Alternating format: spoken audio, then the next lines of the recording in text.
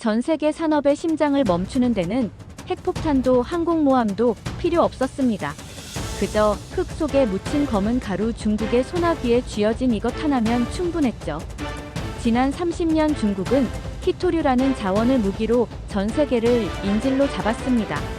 미국 국방부의 첨단 미사일도 일본의 정밀 기계도 이 원료 없이는 고철 덩어리에 불과했으니까요.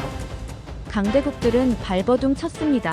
수천억 달러를 쏟아부으며 중국의 독점을 깨보려 했지만 결과는 참담한 실패였죠. 더 이상의 대안은 없다는 절망이 세계를 덮쳤습니다. 그런데 아무도 주목하지 않았던 이 작은 나라에서 기이한 균열이 감지되었습니다. 미국도 포기한 이 불가능한 게임의 판을 뒤집을 변수가 생긴 겁니다. 화려한 선전포고도 없었습니다. 그들은 침묵 속에서 기술을 갈고 닦았고 가장 치명적인 순간에 중국의 아킬레스건을 정확히 겨냥했습니다. 거인 중국을 멈칫하게 만든 건 최강대국 미국이 아니었습니다. 자원 하나 나지 않는 이 작은 나라가 던진 소름 끼치도록 치밀한 세 가지 전략, 지금부터 그 비밀을 공개합니다. 안녕하세요. 저는 런던 국제원자재 거래소의 수석 분석가이자 전직 미국 에너지부 전략자문위원이었던 제임스 앤더슨입니다. 지금부터 제가 들려드릴 이야기는 자원 전쟁의 최전선에서 목격한 대한민국의 기이하고도 충격적인 반격에 관한 실화입니다. 때는 바로 지난달 스위스 제네바에서 열린 비공개 글로벌 자원 안보 회의장이었습니다. 당시 회의장에는 미국과 유럽, 일본 등 서방 선진국의 자원 담당관들이 모여 머리를 감싸쥐고 있었습니다. 중국이 히토류 수출 통제 빗장을 완전히 걸어 잠그겠다고 선언한 직후였기 때문에 반도체와 배터리 생산 라인이 멈출 위기에 처한 각국 대표들의 얼굴은 사색이 되어 있었습니다. 우리는 수천 페이지에 달하는 대체 공급망 보고서를 검토하고 있었지만 결론은 언제나 암담했습니다. 아프리카 광산은 개발에만 10년이 걸리고 호주의 생산량만으로는 전 세계 수요의 5%도 채울 수 없다는 절망적인 수치만 확인했을 뿐입니다.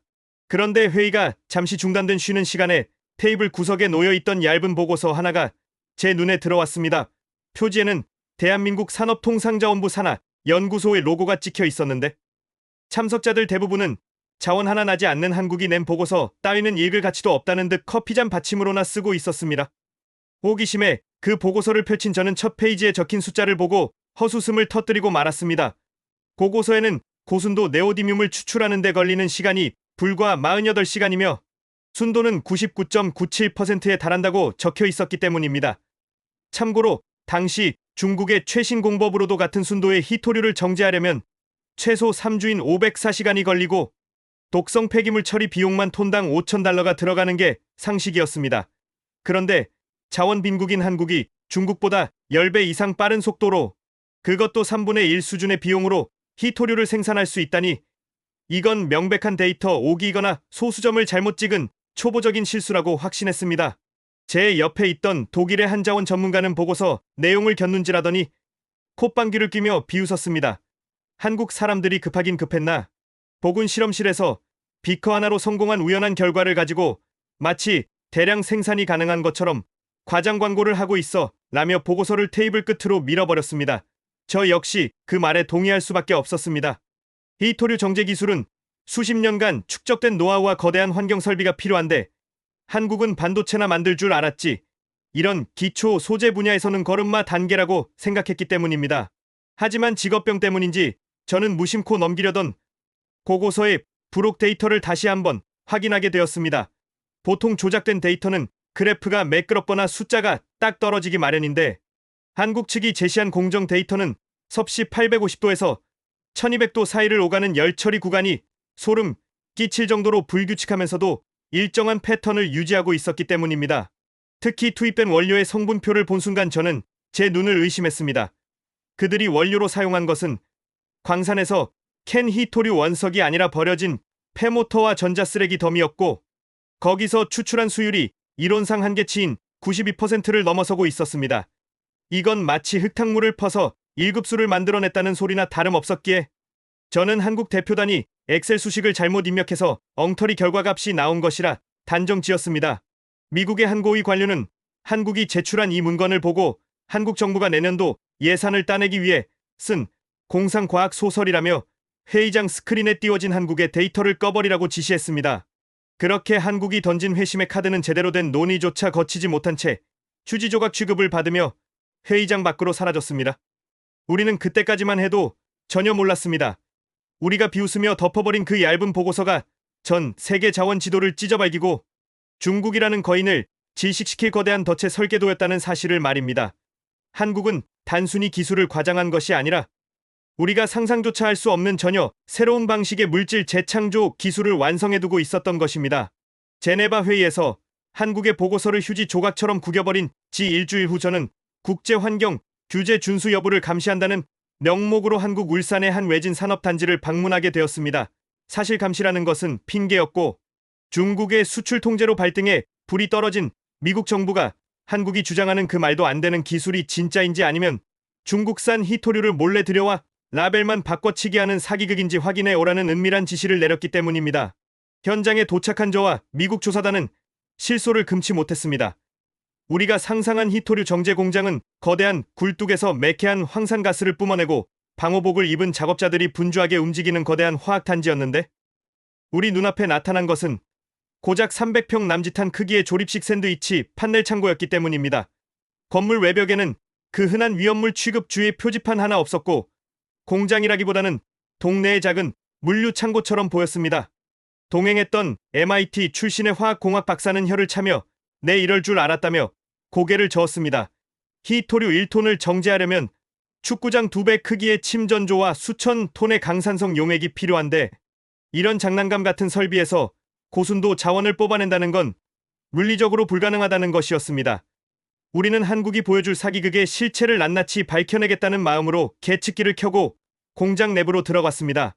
그런데 공장 내부에 들어선 순간 제 손에 들려있던 대기오염 측정기의 수치가 0을 가리키며 니동조차 하지 않았습니다. 보통의 희토류 공장이라면 반경 500m 밖에서도 검출되는 유독성 불화수소 가스가 이 공장 내부에서는 0.001ppm도 검출되지 않았던 것입니다. 기계가 고장났다고 생각한 저는 예비용 측정기까지 꺼냈지만 결과는 마찬가지였습니다. 그때 공장 한가운데 노인 높이 3m의 원통형 기계에서 윙하는 낮은 진동음과 함께 컨베이어 벨트가 돌아가기 시작했습니다. 투입구에는 폐차장에서 긁어모은 듯한 녹슨 모터와 부서진 하드디스크가 쏟아져 들어갔고 불과 40분 뒤 반대편 배출구로 은백색의 고운 가루가 쏟아져 나오기 시작했습니다. 현장 소장은 무덤덤한 표정으로 갓 나온 가루를 숟가락으로 퍼서 분석기 위에 올려놓았습니다. 30초 후 분석기 모니터에 뜬 성분표를 본 MIT 박사의 눈동자가 심하게 흔들렸습니다. 네오디뮴 함량 99.98% 불순물 제로에 가까운 완벽한 상태였기 때문입니다. 박사는 당황하며 소리쳤습니다. 이건 눈속임입니다.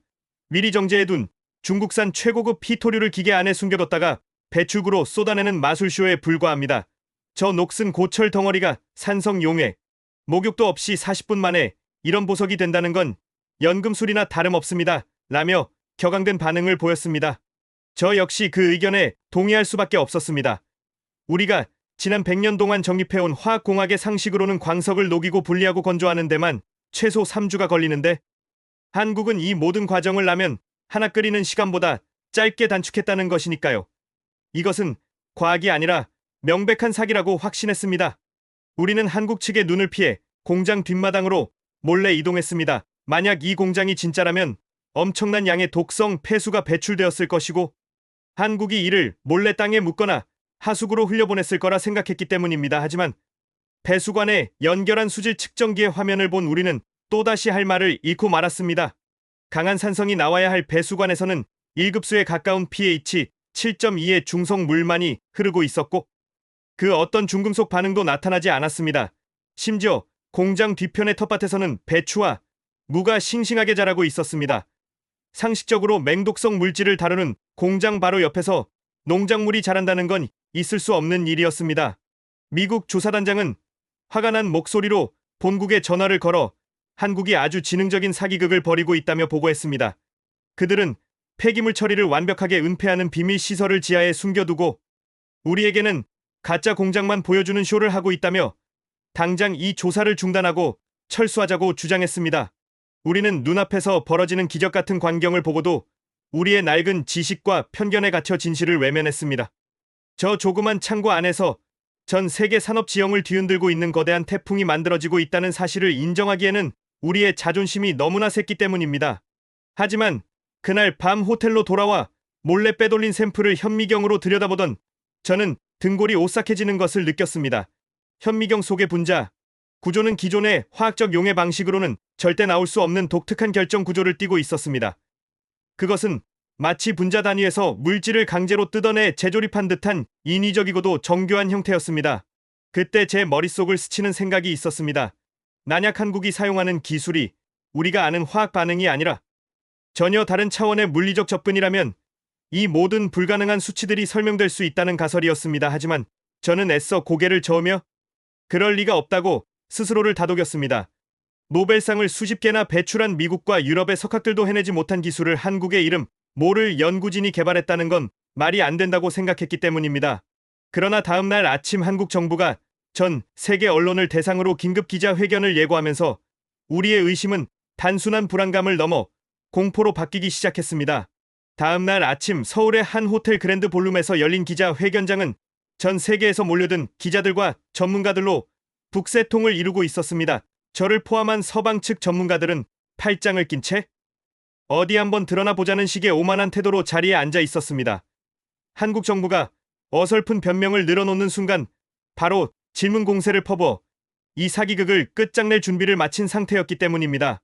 단상에 오른 한국의 책임 연구원은 30대 중반의 젊은 과학자였습니다. 그는 긴장한 기색 하나 없이 마이크를 잡더니 스크린에 복잡한 화학식 대신 단순한 파동 그래프 하나를 띄웠습니다. 그리고 입을 열었습니다. 우리는 히토류를 녹이기 위해 강한 산성 용액을 쓰지 않습니다. 대신 고유 주파수를 이용한 양자 진동으로 원자 결합을 끊어냅니다.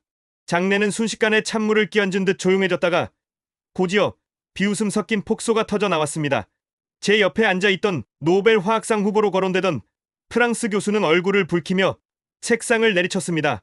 지금 장난하십니까? 원자 결합을 진동만으로 끊어내려면 태양 표면 온도인 섭씨 6000도의 열에너지가 필요합니다. 그 정도 에너지를 만들려면 소형 원자력 발전소 하나를 통째로 돌려야 하는데 고작 저런 샌드위치 판넬 공장에서 그게 가능하다고 주장하는 겁니까? 저 역시 어이가 없어서 헛웃음만 나왔습니다. 이론적으로는 가능할지 몰라도 상업적으로는 말도 안 되는 이야기였습니다. 배보다 배꼽이 더 큰 격으로 히토류 1kg을 얻기 위해 전기세만 수천만 원이 나오는 꼴이 될 게 뻔했기 때문입니다. 하지만 연구원은 아무 말 없이 다음 슬라이드를 넘겼습니다.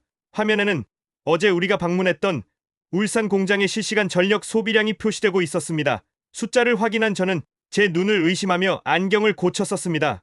시간당 450kW 믿을 수 없는 수치였습니다.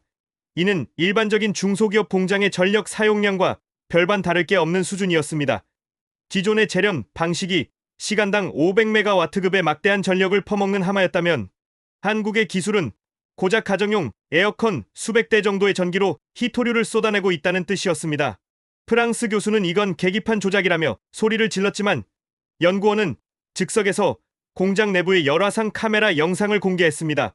보통의 재련소라면 용광로 주변이 시뻘겋게 달아올라야 정상인데 화면 속 공장 내부는 파란색의 저온 상태를 유지하고 있었습니다. 오직 반응로의 중심부에서만 좁쌀만한 크기의 하얀 빛이 맹렬하게 진동하고 있을 뿐이었습니다. 그제야 저는 어젯밤 현미경으로 봤던 그 기이한 분자 구조가 이해되기 시작했습니다. 한국은 열로 녹이는 무식한 방법이 아니라 물질이 가진 고유의 공명 주파수를 찾아내어 마치 유리잔을 고음으로 깨트리듯 원자 결합만 톡하고 끊어내는 미세 공정 기술을 완성한 것이었습니다. 이것은 화학의 영역을 넘어선 물리학의 승리이자 인류가 불을 발견한 이후 에너지 효율의 역사를 다시 써야 할 대사건이었습니다. 하지만 충격은 여기서 끝이 아니었습니다. 연구원은 무대 중앙에 놓인 탁자의 검은 천을 걷어냈습니다. 그곳에는 우리가 흔히 길가에서 볼 수 있는 붉은 황토 흙이 담겨 있었습니다. 그는 이 평범한 흙을 소형 시연 장비에 넣고 버튼을 눌렀습니다. 웅하는 미세한 진동음과 함께 15분이 지났을까 배출구로 반짝이는 금속 가루가 소량 쏟아져 나왔습니다. 성분 분석 결과는 더욱 경악스러웠습니다. 일반 흙 속에 포함된 0.002%의 극미량 히토류까지 남김없이 빨아들여 99.9%의 고순도 자원으로 바꿔놓은 것입니다. 회의장은 공포에 가까운 침묵에 휩싸였습니다. 지금까지 중국이 히토류를 무기화할 수 있었던 이유는 고품위 광산을 독점하고 있었기 때문인데, 한국에 이 기술만 있다면 전 세계 어디에나 널린 흙과 돌멩이가 전부 히토류 광산이 된다는 의미였기 때문입니다. 그 순간 제 주머니 속에 스마트폰이 미친 듯이 진동하기 시작했습니다. 화면을 보니 중국 베이징에 있는 정보원으로부터 온 긴급 메시지였습니다. 내용은 짧지만 섬뜩했습니다. 중국 공산당 지도부 긴급 소집 한국 기술 유출 절대 불가. 국무원 1호 명령 발동 준비 중. 중국은 이미 알고 있었던 겁니다. 한국의 이 기술이 자신들이 30년간 공들여 쌓아온 자원 제국의 성벽을 하루아침에 무너뜨릴 수 있는 핵폭탄급 위력을 가졌다는 것을 말입니다. 하지만 회의장에 있던 서방의 멍청한 관료들은 여전히 상황 파악을 못하고 있었습니다. 그들은 저 기술이 상용화되려면 10년은 걸릴 거라며 애써 위안삼고 있었고, 한국이 보여준 시연은 실험실 레벨의 쇼맨십일 뿐이라며 샴페인 잔을 기울이고 있었습니다. 우리는 꿈에도 몰랐습니다. 한국이 공개한 이 기술은 그들이 숨겨둔 진짜 계획의 아주 작은 입구에 불과했다는 것을요. 한국 정부는 이미 이 기술을 바탕으로 전 세계 군사력의 균형을 뒤흔들 무시무시한 프로젝트를 비밀리에 완성 단계까지 올려두고 있었습니다. 그리고 그 타깃은 단순히 자원 확보가 아니었습니다. 서울에서의 그 충격적인 발표가 있은 지 불과 3일 뒤 중국 정부는 예고대로 가장 잔인하고도 즉각적인 보복을 시작했습니다. 베이징 시간으로 오전 10시 중국 상무부는 전략자원 통제 명령 1호를 발동하며 한국으로 향하는 모든 히토류와 배터리 핵심 광물의 수출을 전면 중단했습니다. 심지어 제3국을 경유하는 물량까지 추적하여 차단하겠다는 초강수를 두었고, 이는 사실상 한국의 반도체와 자동차 산업을 말려 죽이겠다는 선전포고나 다름없었습니다. 전 세계 금융시장은 패닉에 빠졌고 코스피는 하루 만에 15%가 폭락했습니다. 상황이 이쯤 되자 한국을 도와줄 것이라 믿었던 미국과 유럽의 태도가 돌변하기 시작했습니다. 그들은 중국에 항의하기는커녕 한국 정부 대표단을 비밀리에 워싱턴으로 호출했습니다. 제가 동석했던 그 자리에서 미국 국무부 차관은 동맹이라는 허울 좋은 명분을 앞세워 한국의 양자 진동 추출 기술을 즉각 서방 세계와 공유하고 특허권을 UN 산하기구에 귀속시키라고 압박했습니다. 그들의 논리는 단순했습니다. 한국 혼자서 중국의 분노를 감당할 수 없으니 기술을 넘기면 미국이 중국과의 협상을 중재해주겠다는 것이었습니다. 이것은 보호가 아니라 명백한 기술 강탈이었고 약소국의 비애를 적나라하게 보여주는 순간이었습니다. 한국 대표단은 침통한 표정으로 본국과 상의하겠다며 회의장을 빠져나갔고, 우리는 한국이 결국 백기투항할 것이라 예상했습니다. 하지만 어제 오후 한국 정부로부터 뜻밖의 초청장이 날아왔습니다. 기술 이전을 논의하고 싶으니 충남 태안에 위치한 국방과학연구소의 비공개 시험장으로 오라는 것이었습니다. 미국과 나토의 고위 장성들은 승리의 미소를 지으며 전용기를 타고 한국으로 향했습니다. 저 역시 그 역사적인 항복 조인식을 기록하기 위해 동행했습니다. 도착한 시험장은 묘한 긴장감이 감돌았습니다. 안내된 곳은 지하 50m 깊이의 거대한 벙커였는데, 그곳에는 회의 테이블 대신 거대한 방탄유리 너머로 사격 통제실이 자리 잡고 있었습니다. 이하야는 우리 앞에 한국의 국방부 장관이 나타났습니다. 그는 단호한 목소리로 말했습니다.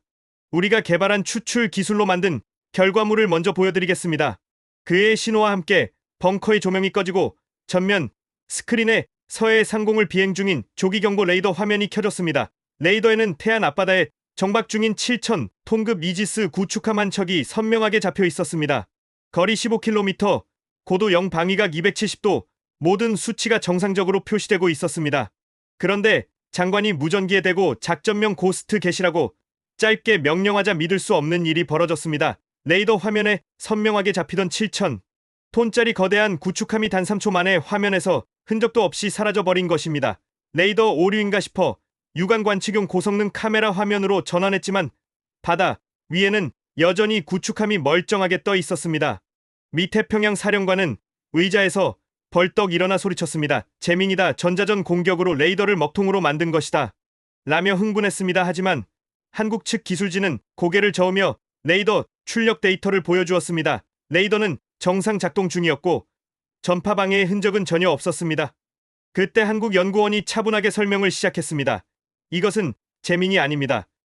우리가 개발한 양자 진동 기술로 추출한 초고순도 히토류 동위원소는 특정 주파수의 전파를 100% 흡수하여 열에너지로 변환하는 성질이 있습니다. 우리는 이 물질을 나노 단위로 쪼개어 함정 표면에 도포했습니다. 즉 한국은 단순히 히토류를 싸고 빠르게 캐내는 기술을 개발한 게 아니었습니다. 그들은 그 과정에서 발견된 특이 동위원소를 이용해 지구상에 존재하는 모든 레이더 전파를 완벽하게 지워버리는 메타 물질, 스텔스 페인트를 완성해낸 것입니다. 기존의 미국 최신형 스텔스기조차 레이더 반사 면적이 0.0001제곱미터, 즉 골프공 크기로 잡히는데 한국의 기술은 7,000톤급 분함을 아예 공기처럼 투명하게 만들어버린 것입니다. 벙커 안은 공포에 질린 침묵만이 감돌았습니다. 이것은 단순한 방어 무기가 아니었습니다. 이 도료를 바른 미사일이나 전투기가 중국 베이징이나 모스크바 상공에 진입한다면 적국은 머리 위에 폭탄이 떨어지는 그 순간까지도 공격 사실을 전혀 인지할 수 없다는 뜻이었기 때문입니다. 미국 장성의 입술이 파르르 떨렸습니다.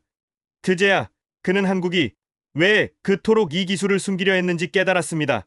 한국은 자원 전쟁을 준비한 것이 아니라 현대전의 판도를 완전히 뒤집을 게임 체인저를 손에 쥐고 있었던 것입니다. 그리고 한국 장관은 멍하니 서 있는 우리에게 결정적인 한마디를 던졌습니다. 이 도료의 생산 단가는 기존 스텔스 도료의 50분의 1입니다. 우리는 마음만 먹으면 소총 탄환부터 탱크, 군함 전투기까지 우리 군의 모든 무기를 투명하게 만들 수 있습니다. 중국이 수출을 막는다면 우리는 이 기술로 만든 무기 체계를 중국과 적대적인 모든 국가에 공급할 수도 있습니다. 태안 앞바다에서 충격적인 스텔스 시연이 있은 지 불과 12시간 뒤인 오늘 새벽, 저는 미 우주군 사령부의 초청을 받아 캘리포니아 벤덴버그 기지의 비밀 상황실에 앉아 있었습니다. 당시 상황실의 분위기는 살얼음판을 걷는 듯했습니다. 한국이 개발한 그 투명 페인트가 해상 무기를 넘어 우주 발사체에도 적용될 수 있다는 첩보가 입수되었기 때문입니다. 만약 한국이 레이더와 적외선 감지조차 피하는 로켓을 쏘아 올린다면 이는 기존의 미사일 방어 체계인 MD 시스템을 무용지물로 만드는 것이었습니다. 중국 역시 이 사실을 눈치챘는지 산둥반도에 배치된 장거리 레이더를 24시간 풀가동하며 서해 상공을 현미경 보듯 감시하고 있었습니다. 오후 2시 정각 나로 우주센터에서 발사 카운트다운이 시작되었습니다. 전 세계의 정찰 위성들이 일제히 한반도 남단을 향해 렌즈를 조절했습니다. 발사 순간 거대한 화염과 함께 한국의 차세대 발사체가 하늘로 솟구쳤습니다. 여기까지는 일반적인 로켓 발사와 다를 게 없어 보였습니다. 이 우주군 사령관은 안도의 한숨을 내쉬며 역시 추진체의 엄청난 고열까지 숨기는 건 불가능했군이라며 한국의 기술력을 과대평가했다고 중얼거렸습니다. 하지만 로켓이 고도 80km 대기권 상층부를 돌파하고 일단 로켓을 분리하는 순간 상황실의 모든 경보음이 멈추고 모니터가 블랙 스크린으로 바뀌었습니다. 레이더 추적 장치는 목표물을 잃었다는 로스트 신호만 깜빡이고 있었고 열 감지 센서의 그래프는 섭씨 1500도에서 순식간에 영하 20도로 떨어지며 개경 우주 온도와 일치해버렸습니다. 이건 말도 안 되는 일이었습니다. 로켓이 폭발해서 사라진 게 아니었습니다. 한국의 발사체는 일단 분리와 동시에 페어링 덮개가 열리면서 내부의 특수 코팅면이 노출되었고 그 순간 마치 우주의 어둠 속으로 녹아들듯 완벽한 스텔스 모드로 진입한 것이었습니다. 중국군 통신망을 도청하던 정보 장교가 다급하게 소리쳤습니다. 베이징 사령부가 패닉 상태입니다. 그들의 최신형 첩보 위성인 텐궁 5호가 한국 로켓의 궤적을 완전히 놓쳤다고 합니다. 현재 중국은 요격 미사일 발사 코드를 만지작거리고 있지만 목표물이 보이지 않아 쏘지도 못하고 발만 동동 구르고 있습니다. 우리는 숨을 죽인 채 우주의 빈 공간을 멍하니 바라보며 시간만 흘려보냈습니다. 발사 후 2시간이 지났지만 한국의 위성이 어디로 갔는지 어느 궤도에 안착했는지 지구상 그 어떤 국가도 파악하지 못했습니다. 그때 펜타곤 직통 라인으로 암호화된 이미지 파일 하나가 전송되었습니다. 발신자는 대한민국 국방과학연구소였습니다. 사령관이 떨리는 손으로 파일을 열자 상황실에 있던 모든 장교들이 경악을 금치 못하고 자리에서 벌떡 일어났습니다.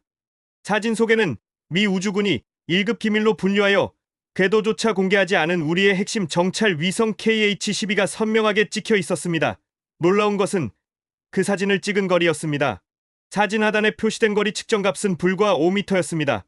한국의 스텔스 위성은 우리 몰래 우주로 올라와 우리 위성의 바로 옆까지 접근하여 나란히 비행하며 인증샷을 찍어 보낸 것입니다. 만약 이것이 카메라가 아니라 로봇팔이나 레이저 절단기였다면 미국의 우주 눈은 소리 소문 없이 장님이 되었을 것입니다. 더욱 충격적인 것은 그 다음 사진이었습니다.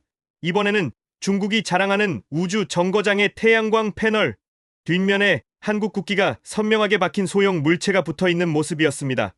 한국은 마음만 먹으면 전 세계의 모든 군사 위성과 우주 정거장을 언제든지 곁에서 지켜보거나 파괴할 수 있다는 것을 무언의 경고로 보여준 것입니다. 미 우주군 사령관은 힘없이 의자에 주저앉으며 중얼거렸습니다. 하늘이 뚫렸다. 이제 지구 궤도의 지배자는 미국도 중국도 아니다. 한국이 위를 올려다보는 모든 나라의 목덜미에 칼을 겨누고 있다. 우리는 그제야 깨달았습니다. 한국이 히토류 기술을 개발하고 스텔스 도료를 만든 것은 단순히 돈을 벌기 위함이 아니었습니다. 그들은 강대국들이 쏘아 올린 수천 개의 위성 감시망을 무력화하고 누구의 간섭도 받지 않는 그들만의 절대적인 우주 방어막 스페이스 아이언 돔을 구축하고 있었던 것입니다. 하지만 한국의 계획은 여기서 멈추지 않았습니다. 그들이 굳이 우리의 위성 옆까지 다가가 보여주고 싶었던 것은 단순한 위협이 아니었습니다. 위성 사진의 구석에 찍힌 희미한 푸른빛. 그것은 지구가 아닌 달의 뒷면에서 날아오고 있는 정체불명의 신호를 가리키고 있었습니다. 한국은 이미 지구를 넘어 달에 숨겨진 인류 역사를 바꿀 거대한 에너지원을 향해 손을 뻗고 있었던 것입니다. 캘리포니아 벤덴버그 기지에서의 충격이 채 가시기도 전인 조금 전 저는 오스트리아 빈에서 열린 긴급 석유 수출국 기구 오펙 플러스 회의에 참석 중이었습니다. 당시 저는 월스트리트 최대 투자 은행인 골드만삭스의 수석 에너지 전략가로서 향후 10년의 유가 전망을 발표하기 위해 그 자리에 있었습니다. 회의장 분위기는 평소와 다름없이 거만하고 여유로웠습니다. 사우디아라비아와 러시아 대표단은 시가를 피우며 유가를 배럴당 120달러 선으로 유지하기 위해 생산량을 얼마나 줄일지 담합하고 있었으니까요. 그들에게 한국의 달 탐사 소식은 저녁 식사 자리의 가벼운 안주거리에 불과했습니다. 중동의 한 왕자는 한국이 달 뒷면에서 토끼라도 잡아올 모양이라며 낄낄거렸고 미국의 셰일가스 기업 CEO 역시 한국이 천문학적인 세금을 우주에 낭비하는 동안 우리는 땅속에서 돈을 퍼올리면 된다며 비웃었습니다. 그들은 석유와 천연가스가 영원히 인류의 유일한 혈액일 것이라 믿어 의심치 않았습니다. 하지만 회의가 한창 무르익을 무렵 회의장 중앙의 대형 모니터에 한국 대통령실의 긴급 브리핑이 생중계되기 시작했습니다. 화면 속에 등장한 한국의 에너지부 장관은 양손에 들 수 있는 크기의 작은 티타늄 캡슐 하나를 들어 보였습니다. 그리고 담담하게 선언했습니다. 이 캡슐 안에는 지난주 우리 스텔스 수송선이 달 뒷면에서 채취해온 헬륨3가 1kg 들어 있습니다. 이 1kg의 에너지는 최고급 무연탄 4만 톤을 태웠을 때 발생하는 에너지와 동일합니다. 우리는 이것을 K에너지라고 명명했습니다. 통역기를 통해 이 말을 전해들은 회의장은 일순간 정적에 휩싸였지만 곧이어 야유와 고성이 터져 나왔습니다. 물리학을 조금이라도 아는 사람이라면 헬륨3를 이용한 핵융합 발전은 이론적으로만 가능할 뿐 실제 상용화되려면 최소 50년은 더 걸린다는 사실을 알고 있었기 때문입니다. 러시아 대표는 한국이 주가 부양을 위해 전 세계를 상대로 사기극을 벌인다며 당장 화면을 끄라고 소리쳤습니다. 저 역시 고개를 저었습니다. 헬륨3을 전기로 바꾸려면 태양 중심부보다 뜨거운 1억 도의 플라즈마를 가둬둘 거대한 자기장 시설이 필요한데 그 캡슐 하나로 발전이 된다는 건 마치 건전지 하나로 항공모함을 움직이겠다는 말과 같았기 때문입니다. 하지만 한국 장관은 비웃음 따위는 예상했다는 듯 캡슐을 특수 제작된 소형 반응기에 딸깍 소리가 나도록 결합했습니다. 그리고 3초 뒤 반응기 옆에 연결된 전력 게이지가 미친 듯이 치솟기 시작했습니다. 화면 하단에 표시된 출력 수치는 기가와트 단위를 넘어 테라와트 단위로 진입하고 있었습니다. 반응기에서 뿜어져 나온 푸른 빛이 전선 굵기만 한 케이블을 타고 흘러가자 서울 시내의 야경을 보여주는 CCTV 화면들이 일제히 평소보다 2배는 더 밝게 빛나기 시작했습니다. 장관은 웃으며 덧붙였습니다. 지금 보시는 바와 같이 이 캡슐 하나면 서울시 전체가 6개월 동안 사용할 전력을 공급할 수 있습니다. 발전 단가는 기존 화력 발전의 1000분의 1 수준인 1kW 시당 0.05센트입니다. 그 순간 저희 태블릿 PC에 띄워져 있던 국제 유가 선물 지수가 붉은색을 띠며 폭락하기 시작했습니다.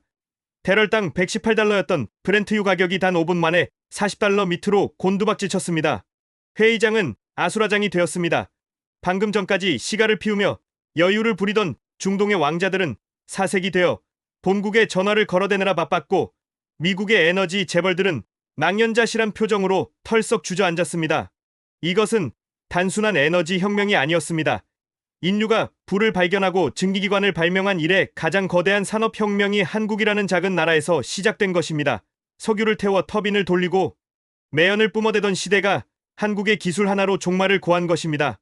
제가 가장 충격을 받은 것은 그 다음 장면이었습니다. 한국 정부가 공개한 달 기지의 영상에는 이미 수백 개의 무인 채굴 로봇이 달 표면을 바쁘게 오가며 헬륨3를 퍼담고 있었고 그 옆에는 태극기가 선명하게 박힌 거대한 우주 항만 시설이 완공 단계에 있었습니다. 한국은 우리가 그들을 비웃고 무시하는 동안 달에 거대한 에너지 식민지를 건설하고 지구의 에너지 패권을 쥐락펴락할 파이프라인을 이미 완성해두고 있었던 것입니다.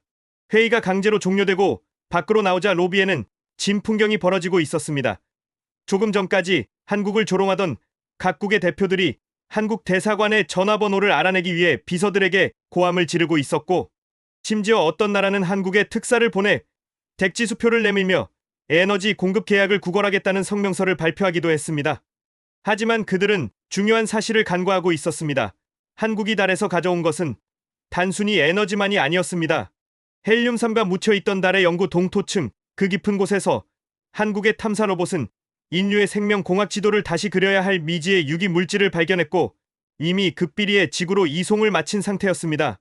에너지 혁명으로 전 세계 경제가 요동치고 있는 바로 지금 저는 스위스에 본부를 둔 국제 안티에이징 협회의 회장이자 전 세계 상위 0.1% 억만장자들의 건강을 전담, 관리하는 알버트 카우프만입니다. 당시 제 고객 명단에는 중동의 국왕부터 실리콘밸리의 거물들까지 포함되어 있었는데 그들의 공통된 관심사는 단 하나였습니다.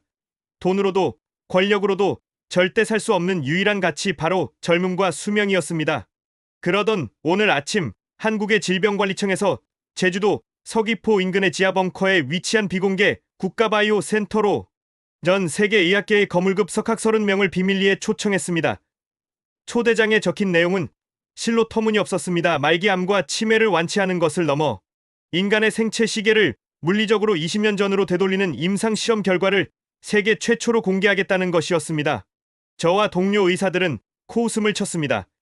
현대 의학으로도 암세포를 완전히 정복하는 건 불가능하며 노화는 질병이 아니라 자연의 섭리라는 것이 학계의 절대적인 정설이었으니까요. 우리는 한국이 달에서 캐온 에너지로 대박을 터뜨리더니 이제는 눈에 보이는 성과가 없는 바이오 분야 주가를 띄우기 위해 사이비, 의료, 기술로 전 세계 부자들을 현혹하려 한다고 확신했습니다.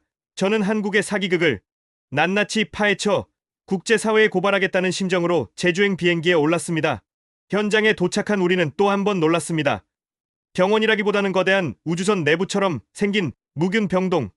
유리병 너머에는 코드네임 104호로 불리는 92세의 고령 환자가 산소호흡기에 의지에 힘겹게 숨을 쉬고 있었습니다. 차트를 넘겨본 존스홉킨스 대학 병원장은 고개를 절레절레 흔들었습니다. 환자는 알츠하이머 말기로 인한 뇌 위축이 40% 이상 진행되었고 췌장암 사기가 간과 폐로 전이되어 기대 수명이 48시간도 남지 않은 상태였습니다. 저 상태라면 신이 내려와도 살릴 수 없는 이미 죽은 목숨이나 다름없었습니다. 한국의 의료진은 담담한 표정으로 환자의 정맥에 투명한 앰플에 담긴 신비로운 보라색 액체를 주입하기 시작했습니다.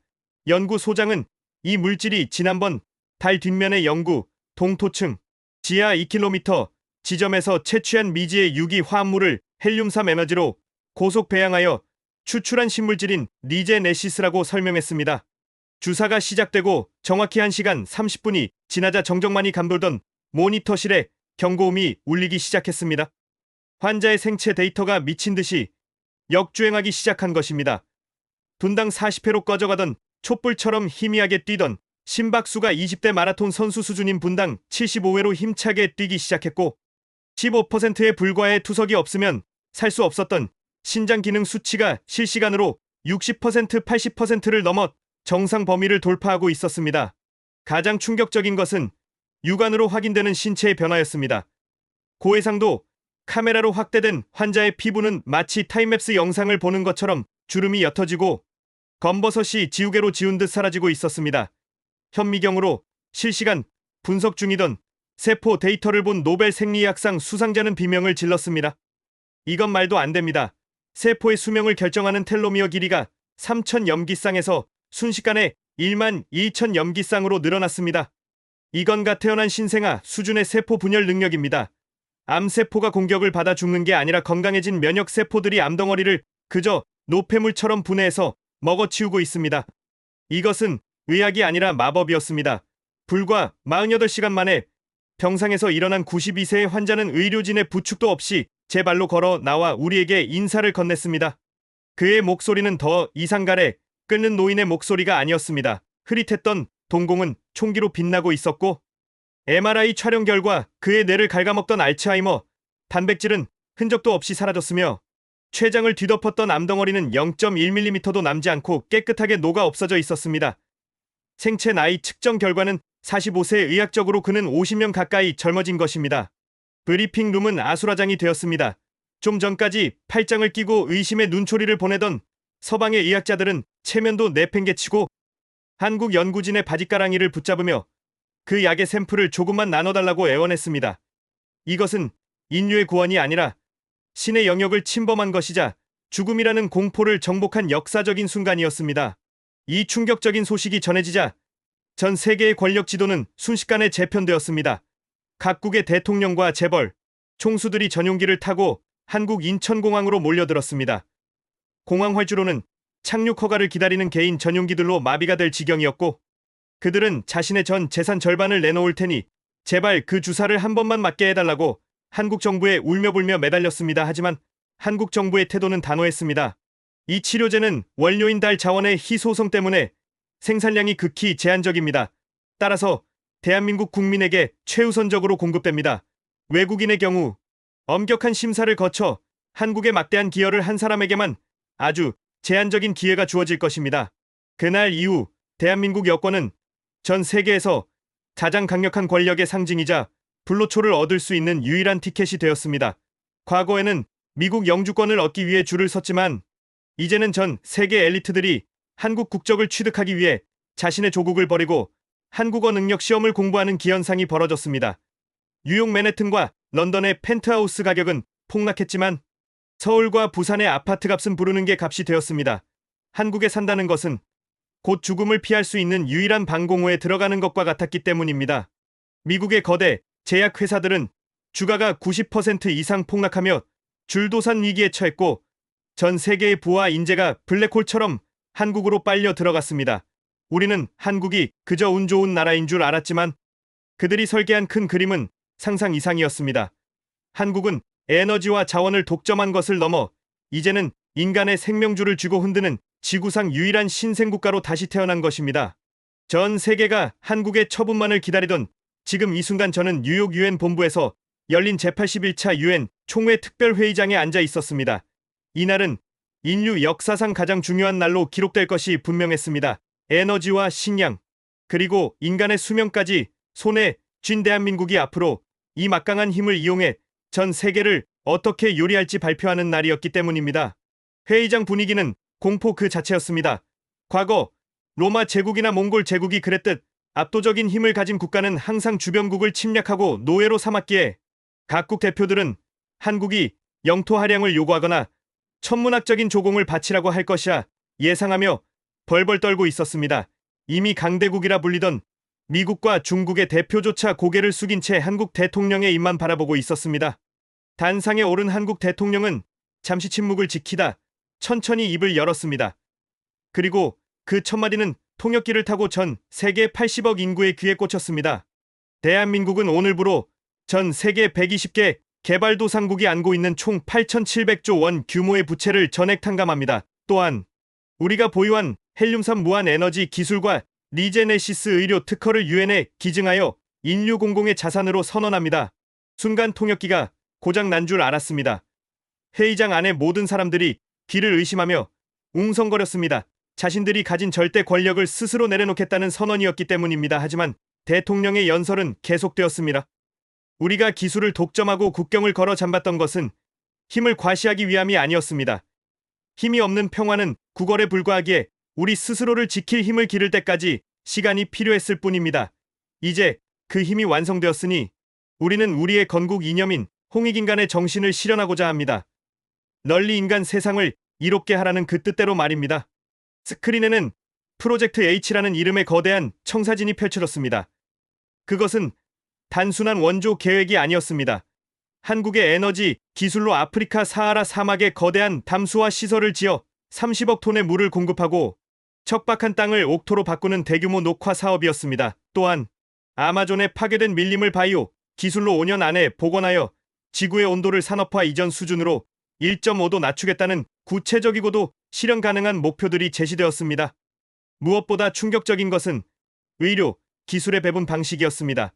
한국은 돈 많은 부자가 아니라 아프리카와 동남아시아의 빈민촌에서 죽어가는 아이들에게 가장 먼저 리제네시스 치료제를 무상으로 공급하겠다고 발표했습니다. 그 순간 회의장 구석에 앉아있던 아프리카 연합대표가 자리에서 일어나 울음을 터뜨렸습니다. 지난 수세기 동안 서구 열강들은 자신들의 땅에서 자원을 약탈하고 국민들을 노예로 삼았는데 한국이라는 작고 동방에 있는 나라는 대가 없이 아이들의 생명을 살리고 굶주림을 해결해주겠다고 손을 내밀었기 때문입니다. 한 사람의 울음은 곧 전염병처럼 번져나갔습니다. 냉철하기로 소문난 독일 총리마저 안경을 벗고 눈물을 훔쳤고 자존심 센 미국 대통령조차 자리에서 일어나 기립박수를 치기 시작했습니다. 그것은 강요에 의한 복종이 아니라 진심에서 우러나오는 존경과 감동의 박수였습니다. 이날의 선언 이후 세상은 완전히 달라졌습니다. 한국의 기술 지원을 받은 에티오피아와 방글라데시에서는 기아가 사라졌고 사막이 푸른 농토로 변해 식량 가격이 10분의 1로 떨어졌습니다. 병원에서는 불치병이라는 단어가 역사 속으로 사라졌습니다. 전 세계 각지의 광장에는 한국 정치인의 동상 대신 한국의 의료진과 기술자들을 기리는 기념비가 시민들의 자발적인 모금으로 세워졌습니다. 한국어는 영어를 제치고 세계에서 가장 아름다운 언어이자 평화의 상징으로 통용되기 시작했습니다. 사람들은 한국인을 만나면 고개를 숙여 감사를 표했고 한국 제품을 쓰는 것을 최고의 자부심으로 여겼습니다. 과거의 제국들은 칼과 총으로 세계를 정복하려 했지만 결국 멸망했습니다. 하지만 대한민국은 칼 대신 밥을 주고 총 대신 약을 주며 전 세계인의 마음을 정복했습니다. 저는 40년 동안 종군 기자를 하며 인간의 이기심과 전쟁의 참혹함만을 목격해왔습니다. 하지만 생의 마지막 순간에 한국이 보여준 이 기적 같은 드라마를 보며 인류에게 아직 희망이 있다는 사실을 깨달았습니다. 지금 서울 광화문 광장에는 전 세계에서 모여든 수백만 명의 인파가 촛불을 들고 평화축제를 열고 있습니다. 그들이 외치는 구호는 단 하나입니다. 고맙습니다. 대한민국 그리고 사랑합니다. 코리아. 이것으로 21세기 가장 위대했던 국가에 대한 저의 기록을 마칩니다. 이 기록이 후대에게 전해져 진정한 강대국의 조건이 무엇인지 알려주는 이정표가 되기를 바랍니다. 감사합니다. 오늘의 이야기는 여기까지입니다. 우리가 잠든 이 시간에도 전 세계는 바쁘게 움직이고 있습니다. 계속해서 저희의 채널 이야기가 궁금하시다면 구독과 좋아요 부탁드립니다. 모두들 편안한 밤 보내세요. 감사합니다.